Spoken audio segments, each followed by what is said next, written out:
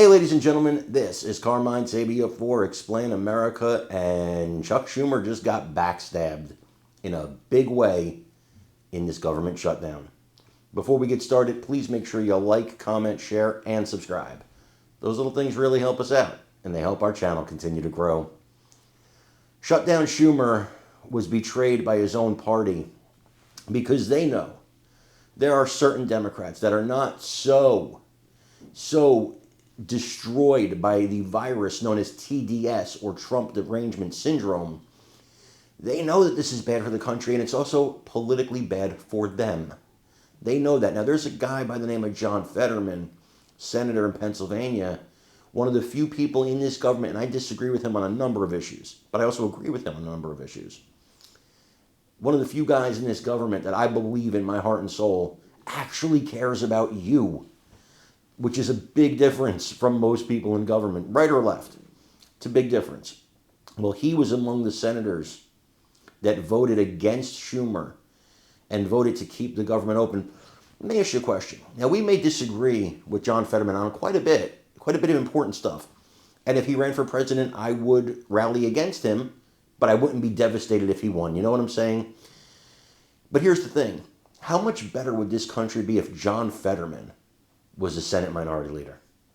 We could actually get to solutions. We could negotiate in good faith. Now, that's something Schumer doesn't want to do. Fetterman also understands that there is a party that won the election, and he's not part of that party. He gets that, and he understands that to the victor goes the spoils. So these guys voted against Schumer, and it looks like more may do so today. And when this shutdown ends, I believe it ends with a mutiny against Schumer and him losing that leadership role. I want you to watch this and let me know what you think in the comments. To reach an agreement over spending before last night's deadline. Griff Jenkins joins us live on Capitol Hill with the latest. Hey, Griff, last time it lasted 35 days. Wonder how long this one will last.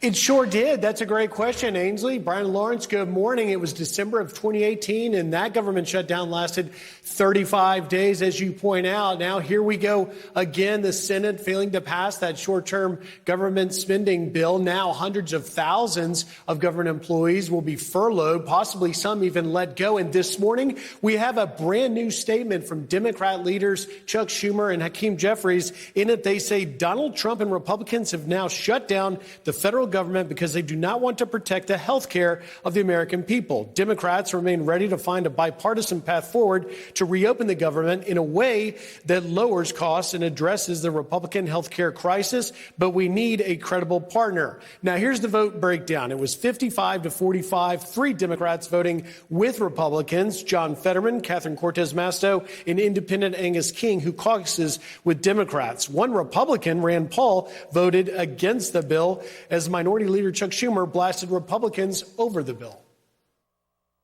Their bill, they call it clean, we call it totally partisan. There was no input from Democrats. Not a single line in their bill had input from Democrats. They never consulted us. Thune didn't consult me. Johnson didn't consult Hakeem. And the bottom line is that we had a partisan bill. But House Speaker Mike Johnson slammed Democrats who were holding out to try to extend Obamacare tax credits. What they're trying to do is roll back the reforms, the very important, necessary reforms that we included in the big, beautiful bill. We got able-bodied young men off of Medicaid. They should have never been there in the first place. And we got illegal aliens off as well. Millions of people removed from the rolls, which makes health care more affordable for everybody. They want to roll that back. Why? Because they want illegal aliens to be voters for their side. The shutdown comes after a New York Times poll showed 65% of Americans said Democrats should not shut the government down if their demands were not met. Just 27% said they should. So where do we go from here?